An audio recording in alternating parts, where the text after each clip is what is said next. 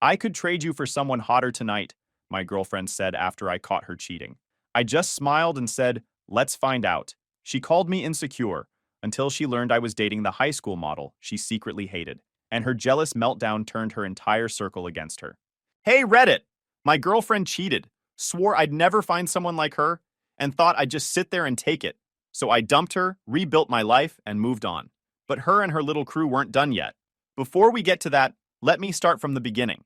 So I was scrolling Reddit last week and saw this post about a guy whose girlfriend was openly cheating and acting like it was no big deal. Made me think about my ex and everything that went down about a year ago. This all started the fall before last, and I'm writing this a little over a year after I kicked her out. Met her on a serious dating app. I was 33, she was 30. Let's call her Nora. We'd text until 2 in the morning. After a few weeks, I asked her out. Here's the thing though, Nora was stupid hot. I'm a decent looking guy. Industrial designer, make good money, stay in shape. But she had options. First date went great. Italian place downtown. Talked for 3 hours. She kissed me first. We started seeing each other regularly. Official within a month. But that attention she got from other guys never stopped. She'd tell me about it, almost testing me. Then one night, about 4 months in, we're having one of those late night talks. She brings up hall passes. That hypothetical where you each pick a celebrity you'd be allowed to sleep with. I picked Jennifer Lawrence maybe. She said Ryan Gosling. But then she added something that stuck. I don't think there are many celebrities who would actually say no to me though. Dead serious. Like she genuinely believed she could have anyone. I knew she was attractive. But hearing her say it felt off. Arrogant. I laughed it off. But it sat in my head for days. That was the first real flag. Not confidence, entitlement. Like the rules didn't apply to her. About a month later, we're at dinner with some of her friends. Olivia, the divorced one with a bitter edge. Natasha, who lived for drama. And Maeve, who ran some lifestyle Instagram with like 30,000 followers. They were tight. And they treated me like I was lucky to be there.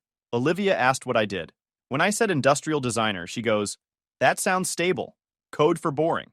Natasha asked how we met. When I said dating app, she goes, wait, you swiped on her? That's bold. Like it was funny I thought I had a shot. Nora laughed along. Later when I brought it up in the car, she waved it off. It's not that deep. They're just teasing. I stayed quiet. These weren't just her friends. They'd decided I was beneath her. Things stayed smooth on the surface after that. But I started noticing small things. The way she'd angle her phone away. The way she'd backtrack when I asked about work. Little inconsistencies. Then the late nights started. Nora worked as an event coordinator for a hospitality company.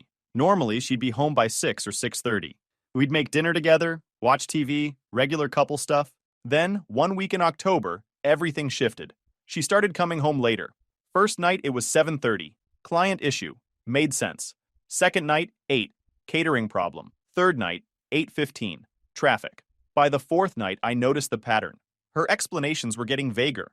Before, she'd tell me everything when work ran late. Now it was just surface-level excuses. Lost track of time. Got stuck talking to a vendor.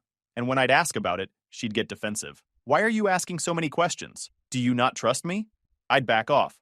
But the pattern kept repeating. I started documenting it. Notes on my phone. Dates, times, excuses. 3 weeks in, she came home at 9:15 on a Wednesday. Her slow day. I was on the couch when she walked in, smiling at her phone. Hey, good day? She looked up, startled. Oh, yeah. Long but good. What kept you? Just grabbed drinks with a coworker after work. Oh yeah? Who? Just Brad. You don't know him. Brad. The way she said it. Casual. Easy. But she'd never mentioned Brad before. Never stayed out until 9:15 for drinks. And the way she looked away when she said his name. The quick subject change. Cool. Sounds fun. Didn't push. Didn't ask follow-ups. She seemed relieved. Over the next 2 weeks, Brad came up 3 more times. Always vague. Always late. Brad and I had to stay late to prep for this weekend's conference. Ran into Brad, we grabbed coffee. Each time I just nodded. Didn't react. Let her think I believed her. I kept documenting. Her phone always face down now. Different passcode, more makeup, less sex. One night in late November, we went to Olivia's apartment for dinner. Just the friend group and their partners. I was quiet most of the night. Nora went to the bathroom and Olivia leaned over to me with this knowing smile. You're so chill, Edward. I love that about you. Some guys would be so insecure with a girlfriend like Nora. I just nodded. Took a drink. Yeah. Natasha laughed from across the table. See, this is why it works. He knows his role. She said it like a joke, but it landed like a test. I didn't give her anything. Just smiled slightly and went back to my food. But I clocked it. The phrasing. He knows his role, like I was playing a part. And the way Nora didn't correct them, didn't defend me. She just smiled and changed the subject to some story about work. Maeve was on her phone most of dinner. At one point she goes, "Nora, you and Brad killed it on that conference last weekend. I saw the photos." My head snapped up. So did Nora's. "What photos?" Maeve looked confused. "The ones on the company page. You guys were tagged together." Nora laughed it off. "Oh yeah, those. Brad took a bunch of setup shots, probably just for the portfolio. You two looked really good together. He's a good work partner." The whole exchange took maybe 30 seconds, but it confirmed what I already knew, and her friends knew. The way Maeve brought it up, the way Olivia and Natasha exchanged a look. They all knew. That night when we got home, Nora was in a good mood, more affectionate than she'd been in weeks. Told me how much her friends liked me, how lucky she was to have me. I went to bed early, told her I had a headache, laid there thinking about everything. The late nights, Brad, the friend group's comments, all of it. And I realized I had two choices: confront her now with nothing but suspicions and watch her gaslight me, or wait. Document everything. Get real proof. Then make my move. I chose to wait. 2 weeks before Christmas, I was at work finishing up a design presentation when my phone buzzed. Instagram message from someone I didn't know. Profile picture was a woman I didn't recognize. Name was Ashley. The message just said, "We need to talk about Brad and your girlfriend." I stared at that message for a solid 2 minutes. My hands went cold. When I opened it, there were already more messages waiting. "I'm Brad's fiancé." I found messages between him and Nora on his laptop. A lot of them. "I'm sending you everything because you deserve to know what's happening. I found you because Nora tagged you on her page last year." Then the screenshots started coming through, one after another. 20, 30, 40 of them. I had to put my phone down and walk to the bathroom. When I went back to my desk, I opened the messages again. Started scrolling through. The first few were flirty but relatively innocent. Brad complimenting Nora's outfit. Nora saying he looked good at the conference. Inside jokes about coworkers. Then they got worse. Brad, "I can't stop thinking about last night." Nora, "Me either. When can we do that again?" Brad, "My place tomorrow?" Ashley's working late? Nora, "Perfect. I'll tell Edward I have a client dinner." I felt sick. Had to close my eyes and breathe through it. But I kept scrolling. The messages went back 4 months. September. There were photos too. Nothing explicit but enough. Nora in his apartment. Nora and Brad at some restaurant I'd never heard of. Nora in a dress I recognized. The one she said she wore to a work function I couldn't attend. Then, I got to the message that made everything stop. Brad had texted her one night in early November. "Does your boyfriend know about us?" Nora's response came through 3 minutes later. "He's clueless. Honestly, he's just safe at this point. Like a roommate who pays half the bills. I need someone who actually excites me. You know?" Brad, "So why not just leave him then?" Nora, "Because he's stable. He's not going anywhere. And I'm not giving up security for fun. I can have both." I read it 3 times, 4 times, 5 times. I wasn't her partner. I was her safety net. Her boring backup plan. A roommate who pays half the bills. He's not going anywhere. I can have both. Ashley sent more. A video of them kissing outside his building. The timestamp said it was from 3 nights ago. Location data from Brad's phone showing Nora at his apartment. Times and dates. Matched up perfectly with all the late nights I'd been documenting. Every single one. A voice memo that was clearly Nora talking to someone. I clicked play. I don't know. I feel bad sometimes, but like, Edward's sweet. He's just boring. We do the same thing every night. Same restaurants. Same conversations. Brad makes me feel alive. Like I'm 25 again. I'll deal with Edward eventually. Just not now. I'm not ready to give up what we have. Eventually. Like I was a problem she'd handle when it was convenient. Ashley's last message came through. "I'm leaving him tonight. Packing my stuff as we speak. Thought you should have the option to do the same. Sorry you're going through this. No one deserves this." I didn't respond right away. Just sat there at my desk. Saved all my work. Told my boss I needed to leave early for a personal emergency. Drove home in complete silence. Didn't turn on music. Didn't call anyone. I pulled into our parking garage and sat in my car for 20 minutes. Screenshotted everything Ashley sent. Backed it up everywhere. Then I went upstairs. Nora was in the shower. I could hear the water. Heard her singing. I sat on the couch and waited. She walked into the living room 10 minutes later in a towel, smiling. "Hey babe, how was work?" I looked at her. "We need to talk." Her face changed. She sat down. Kept distance between us. "About what?"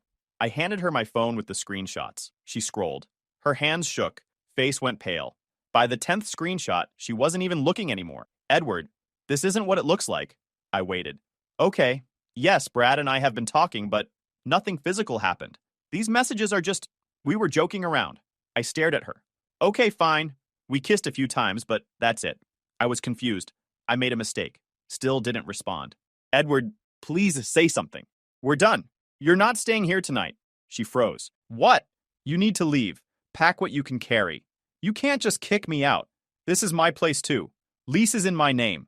You're not on it. Has been since we moved in because your credit was bad. Remember? You can go to Olivia's. Her mouth opened, closed, opened again. You're overreacting. Let me explain. No. If you refuse to leave, I'll call building security. Then the police if I have to. Your choice. This is emotional abuse. You're trying to punish me. I stood up and walked to the bedroom. Started pulling her clothes out of the closet, throwing them on the bed. She followed me, trying to talk, trying to explain. You're being controlling right now. I didn't respond. Just kept packing. Edward, please. I love you. I made a mistake, but we can fix this. I stopped. Turned to look at her. You called me a roommate who pays bills. You told him I was boring and safe and you'd deal with me eventually. That's not a mistake. That's who you are. I didn't mean it. Yes, you did. I handed her the bag. You can get the rest this weekend, with supervision. I'll schedule a time. Right now, you need to leave. She started crying. Where am I supposed to go? Call your friends. She pulled out her phone with shaking hands. Started typing in the group chat. Within 2 minutes, all 3 of them were responding. Natasha said she'd come pick her up. Olivia said Nora could stay with her. They're on their way. Good. Wait downstairs. Can I please just stay until they get here? It's cold outside. Lobby. Now. She grabbed the bag. Walked toward the door. Stopped. Turned around. You're really going to throw away our relationship over this? You already did that. I'm just cleaning up. The door buzzer rang. Her ride was here. She looked at me one more time, waiting for me to change my mind. I opened the door. Stepped aside. She walked out without another word. I closed the door. Locked it. Put the chain on. Then I called a locksmith. Had them come out first thing in the morning to change the locks. Sent a text to the building manager letting them know Nora no longer had access. My phone started blowing up around 10 that night. New number. Had to be Nora. Please, can we just talk about this? I know I messed up, but you're not perfect either. You're really going to destroy our relationship over one mistake? This is so typical. Men always overreact. I didn't respond. Just screenshotted everything. Added it to my evidence folder. Then blocked the number. 20 minutes later, different number. Same messages. Blocked again. By midnight, I had 5 different numbers blocked. Then Olivia texted from her number. Edward, I think you're making a huge mistake. Nora loves you. She's devastated. Can you please just talk to her? I replied with one of the screenshots Ashley sent, the one where Nora called me a roommate who pays bills. Olivia didn't respond. I blocked her too. Then Natasha. Then Maeve. Everyone. Deleted the whole group chat. Erased them from my contacts. The fallout started the next morning. I woke up to my phone buzzing with notifications. Maeve had posted a vague story at 3 in the morning. Just text on a black background. Some people would rather punish than forgive. Normalize grace and growth. Not my name. Not specific. But anyone who knew us would know. By 9 in the morning, it had like 200 views and 30 responses. I didn't engage. Just watched it happen. Olivia started the actual narrative that afternoon. She texted a few of our mutual friends. People we'd hung out with as a couple. Gave them her version of events. I know because one of them, Connor, a guy I'd known since college, called me around 2. Hey man, I heard about you and Nora. That's rough. Yeah. Olivia said things got pretty heated. That you kicked Nora out in the middle of the night without letting her explain. That's one way to describe it. She also said Nora was trying to work on things, and you just shut her out completely. Connor, did Olivia mention why I kicked her out? Silence on the other end. She said there was a misunderstanding about some texts with a coworker. A misunderstanding. Yeah. That's what she called 4 months of Nora sleeping with another guy while telling him I was boring and safe and she'd deal with me eventually? More silence. She actually said that? I've got screenshots if you want to see them. No, man, I believe you. That's messed up. I'm sorry. Olivia made it sound like you were overreacting to nothing. That's the version they're selling. Just wanted you to know the real one. We hung up. I didn't send him the screenshots. Didn't need to. But not everyone called to hear my version. Some people just quietly started acting different. Colder. For the next couple weeks, it was the same cycle. Vague posts about healing and moving forward. Rumor texts from new numbers trying to bait me into responding. I'd block one, and another would pop up a day later. Same pattern every time. First apologetic. I know you're angry, but we can work through this. Then deflecting. I made a mistake, but you're not perfect either. Remember when you forgot my birthday dinner last year? Then manipulative. Your friends think you're overreacting too. Connor told Olivia you're being dramatic. That last one was a lie. Connor had literally called me to get the real story. Then the mask came off. Good luck finding someone who puts up with your boring routine. I could have anyone. You know that, right? I settled for you, and you're acting like I'm the one who should be grateful. I screenshotted everything, sent copies to my close friends as insurance, blocked each number without responding. By week 3, the direct messages stopped. The social media campaign ramped up instead. Maeve started posting therapy speak. Normalize women making mistakes without being punished forever. Some people need control more than they need connection. Olivia posted throwback photos with captions about loyalty. Real ones stick around even when things get hard. Natasha posted vague memes about toxic masculinity and fragile egos. I got a few unfollows. Few people stopped liking my posts. I didn't fight it, just went quiet on social media. Then they went after my job. I got a calendar invite one morning. Quick check-in with AHR department. No details, no context. I knew what it was before I walked in. The AHR rep was professional, calm. Did the whole, this is just protocol opener. Then she got to it. We received some concerns from an external party, allegations that you've been harassing an ex-partner, locking them out of shared property, threatening behavior, controlling conduct. We're required to document these kinds of reports. I didn't react, just sat there. Let her finish. Let her. Do you have anything you'd like to share about this situation? I have documentation. All of it. I pulled out my phone, opened my evidence folder, showed her 3 things. First, Ashley's initial message, the one where she told me about the affair and sent proof, time-stamped. Second, the screenshot of Nora calling me a roommate who pays half the bills and saying she could have both, her own words, in writing. Third, a sample of Nora's harassment, 5 different phone numbers, all blocked. All her trying to contact me after I'd made it clear we were done. Plus Olivia's text trying to guilt me into talking to Nora. The AHR rep's expression changed as she scrolled through. Thank you for providing context. This is helpful. I'll need to document this and get back to you with next steps. Understood. In the meantime, I'd advise you not to engage with this person further and to continue documenting if the contact continues. Already doing both. A few days later, I got an email. Report closed. No action needed on my end. I texted Connor. If anyone asks, I'm fine. If anyone pushes a story, I'm not debating it. They'd tried to poison my reputation at work. Failed. But something else was bothering me. The timing. How did they know about certain plans? I'd been careful. Hadn't posted anything. I decided to test it. I had drinks planned for Thursday night. Told 3 different people. 3 different locations. Connor got the quiet coffee spot across town. Roman got a new brewery called Ironside that just opened downtown. And Derek, this guy I'd met a few times through Nora at her work events, got a sports bar near the stadium. I only went to one. Connor's coffee spot. Quiet. Controlled. My phone buzzed around 8:30. Text from Roman. Bro, guess who just walked in here filming? There it was. Ironside. The location only Roman had, which meant Derek gave it to them. I finished my coffee with Connor, drove home, waited until 10. Then I texted Derek. 3 different plans. 3 different people. They went to the one location only you knew. Lose my number. I blocked him before he could respond. After that, the random encounters stopped. 2 months later, my 15-year high school reunion came up. I almost didn't go, but a couple friends convinced me it'd be good to get out. So I said, yeah, I'll go. Didn't know it at the time, but that decision changed everything. I showed up late on purpose, grabbed a drink from the bar, and posted up near the name tag table. 2 girls from our class were talking near me. I didn't mean to eavesdrop, but they weren't being quiet. Is Melody coming? I don't know. She's so busy now. Did you see her last campaign? I know. She's literally a model. Like an actual model. Not Instagram model. Real magazine covers. I remembered Melody. Tall girl, always put together, naturally cool. We had classes together. Were friendly, but never close. Hadn't thought about her in years. I heard she's single. Please, Melody's probably dating an actor or something. They laughed and moved on. I stayed at the bar. Then conversations dropped for a second. I looked toward the entrance and there she was. Melody walked in and posture perfect, face neutral, but somehow warm. She scanned the room and for just a second, her eyes landed on me and something changed. Her breath caught. Her hand tightened on her phone. Her smile started too early. Then she blinked and reset.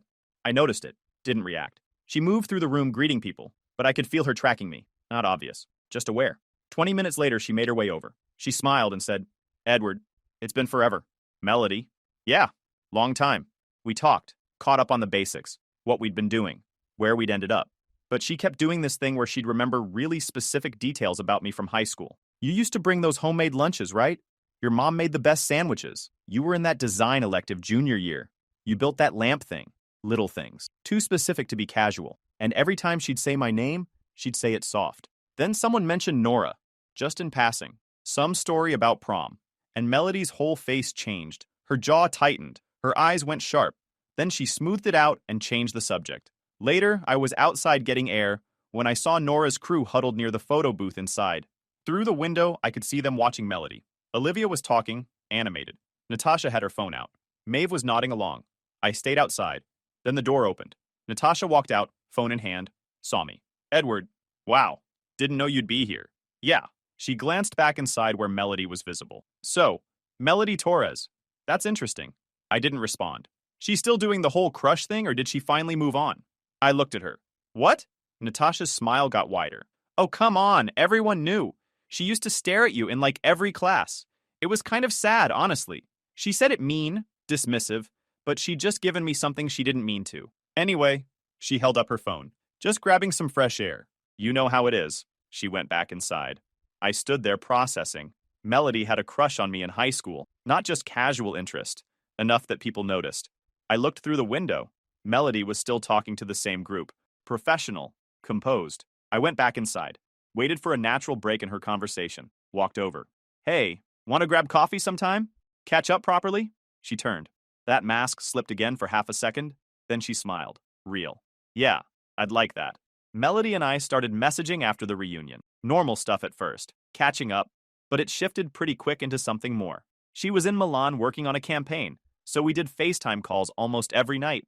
During those calls, I learned more about her life, the travel, the photo shoots, the industry grind, but also the normal stuff. What she liked to eat, what movies she watched on long flights. She was real in a way Nora never was. No performance, no games, but it wasn't all easy. One night we had plans to FaceTime and she canceled last minute. Flight got delayed coming back from a shoot in Tokyo. She sounded exhausted when she finally called 3 hours later. Sorry, I hate this part. The constant moving. Never knowing what day it is. It's fine. You okay? Just tired.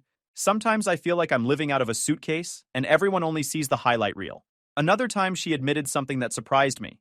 We were talking about dating and she got quiet. You know what's weird? People assume because of what I do that I'm confident about everything. But I'm not. I worry that guys only see the model thing, that they don't actually care about me. I don't see you that way. I know. That's why I like talking to you. After a few weeks, I asked her straight up, what are we doing here? She laughed. I don't know. What do you want to be doing? I want you to be my girlfriend. She didn't hesitate. Okay, yeah, I want that too. Long distance sucked. Not going to lie. But it was different with Melody. We made it work. I'd visit her when I could. She'd come back to the States between jobs. 3 months in, I flew to Brussels to see her. She was working on a campaign there and had a few days between shoots.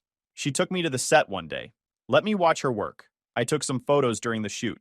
Behind the scenes stuff. Melody laughing with the crew. Just moments. I posted a few to my Instagram close friend story without thinking about it. And that's when everything escalated.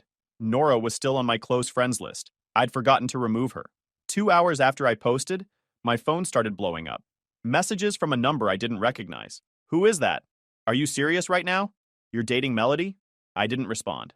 Just blocked the number. Then I got a message from one of our mutual friends. Hey man, Nora's losing it. Thought you should know. I didn't care. Blocked them too. But then the real campaign started. Maeve created fake accounts and started commenting on Melody's posts. Nothing directly harassing. Just subtle digs. Must be nice to have everything handed to you, type stuff. Melody noticed. Showed me. I told her to ignore it. But one of those accounts slipped up. Posted something too direct about stealing other people's boyfriends and had to delete it within an hour. I screenshotted it before it disappeared. Olivia started reaching out to mutual friends with a new narrative. That I'd left Nora for Melody. That I'd been cheating. That I was the villain. Natasha tried to organize a coincidental run-in. Showed up at a restaurant she knew I'd be at with Melody. Tried to film us. I saw her, told the host, and they asked her to leave. Then Nora tried a different approach. She started sending gifts to my apartment. Flowers. Notes. Stuff about how we were meant to be together. How she'd made a mistake, but I was making a bigger one. I threw everything away. Didn't respond. Didn't engage. But the friend trio wasn't done. They found out Melody and Nora went to the same high school, and suddenly the narrative shifted. It became about old jealousy. Maeve posted a throwback photo from high school with a caption about fake friends and snakes, tagged people who would know it was about Melody. But I noticed she was getting quieter. Fewer posts, less engagement. Olivia started spreading rumors that Melody had always been obsessed with stealing attention. Natasha reached out to brands Melody worked with, sent concerned fan messages trying to create problems. Then, it actually started working. Melody got an email from a skincare brand she'd done a campaign with. Professional, polite. But the subtext was clear. Hi, Melody. We've received some messages from followers expressing concern about controversy surrounding you. Can you provide context so we can address this with our team? She showed me the email. I could see the anxiety building. This is what I was worried about. My whole career can shift based on perception. One rumor gets traction, and suddenly brands don't want to risk it. What are you going to say? She pulled up her response before sending it. Hi, brand contact. I'm dealing with a targeted harassment campaign from my boyfriend's ex and her friends, including fake accounts and false allegations. I've documented everything and involved the appropriate parties. If you'd like to review the evidence, I'm happy to provide it. Otherwise, I trust you'll handle unsubstantiated claims professionally. Best, Melody. She sent it without hesitation. I've dealt with worse. People try this in the industry all the time. You just have to call it what it is. The brand backed off immediately, but that night she called me and I could hear the exhaustion in her voice. I need you to handle this clean. I won't live under her shadow. Either she stops or we make her stop. But I'm not spending my career looking over my shoulder. I'll handle it. Good. That's when Ashley reached out again. Message on Instagram. Hey, Edward.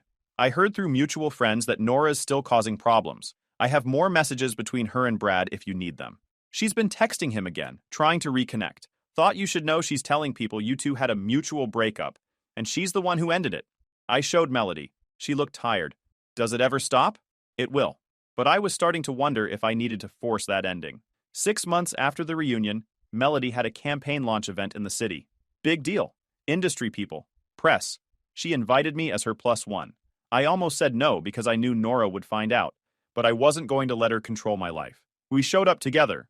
Halfway through the night, I saw them. Nora, Olivia, Natasha, Maeve, all 4 of them. They'd gotten in somehow. Weren't on the list, but they'd talked their way past someone. I told Melody. She tensed up but kept her face neutral. What do you want to do? Nothing. They're here for a reaction. We don't give them one. We stayed on the other side of the room. Talked to people. Ignored them completely. But I could feel Nora's eyes on us. Then Natasha made a move. Walked right up to Melody with her phone out. Started recording. So Melody, how does it feel to be a homewrecker? Melody didn't flinch. Just looked at her. You're going to want to leave. I'm just asking a question. Then Nora stepped up. Suddenly she was right there. In Melody's space. Too close. You always did this, Nora said. Voice shaking. Not from nerves. From rage. Even in high school. You'd just exist and everyone would fall over themselves. You never had to try. Never had to work for anything. Just show up and people would give you whatever you wanted. Melody's face stayed neutral, but I saw her jaw tighten. I don't know what you're talking about. Yes, you do. You made me feel invisible my entire life. And now you're doing it again. You took everything from me. I didn't take anything from you. You took him. Nora's voice cracked. You knew we were together. You knew. And you just swooped in like you always do. I stepped between them. Calm. Quiet. We weren't together. You cheated. I left. That happened before Melody and I even talked. Nora's eyes snapped to me. Because you were already thinking about her. You were just waiting for an excuse. You've got 5 seconds to walk away before I call security. You're being dramatic, Edward. There it was. Her phrase. The one she'd used to dismiss me a dozen times. But now she was the one spiraling. Natasha laughed nervously. Still filming. You're not going to do anything. I pulled out my phone. Called security. Didn't break eye contact. 2 guys in suits showed up in under a minute. I explained the situation. Showed them the harassment messages Melody had been getting from the fake accounts. The brand sabotage attempts. The pattern. They escorted all 4 of them out.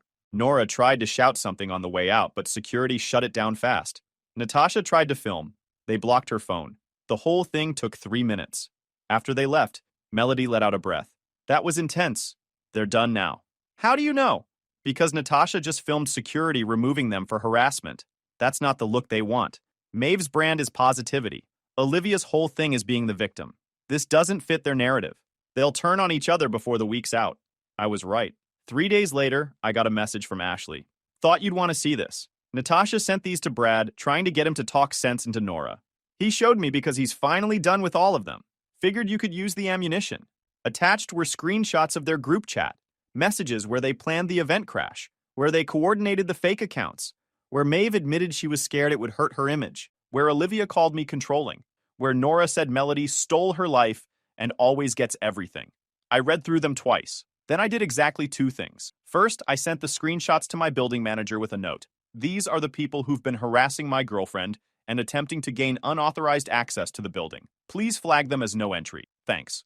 Second, I sent them to Connor with one line. In case Olivia tries the victim narrative again. That was it. No public post. No social media war. The friend trio broke within 48 hours. Natasha panicked first, deleted her posts, blamed Nora for dragging her into it. Maeve scrubbed her Instagram of anything related, posted some generic choosing piece caption, and distanced herself publicly. Olivia doubled down alone, but nobody was listening anymore. Nora tried one more time.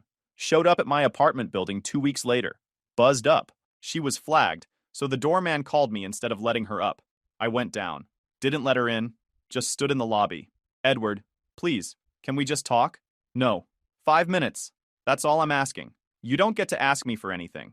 You lost that about a year ago. I made a mistake. People make mistakes. You didn't make a mistake. You made a choice. Multiple choices. For months. While calling me boring and safe to the guy you were sleeping with. That's not a mistake. That's who you are. That's not fair. You're right. It's not fair. To me. But I'm done caring about what's fair to you. You need to leave. You're really going to choose her over me? I'm not choosing anyone over you. I'm choosing me over you. There's a difference. She started crying. But I just felt relief. Then her face changed. The tears stopped. Something harder came through. We could have been great. You know that, right? If you'd just been more exciting. More ambitious. If you'd given me a reason to stay interested. This is partially on you. There it was. Still blaming me. You're being dramatic, Nora. Her face went white, hearing her own words thrown back at her. The dismissive phrase she'd used on me 100 times. Don't contact me again. Don't show up here. Don't send your friends. You're done having access to my life. I walked back inside. Didn't look back. She stood there for a minute, then left. Melody and I are still together. Long distance is hard. Industry pressure is real. But it's real in a way that matters. She doesn't play games. Doesn't need me to be small so she can feel big. When she's stressed about a shoot, she tells me. When I have a rough deadline, she understands. Nora was right about one thing. I'll never find someone like her again. And I'm grateful for that every day. People ask if I regret how I handled it. If I should have fought harder or forgiven her. My answer's always the same. You can't fight for someone who's already decided you're not worth keeping. And you can't forgive someone who's not actually sorry. They're just sorry they got caught. No regrets. Just lessons learned and a life that's better without her in it. Guys, we are so close to hit 100,000 subscribers on this channel. If you are not subscribed to the channel, please consider subscribing. It really helps hit that 100,000 mark. Thanks for making this dream come true.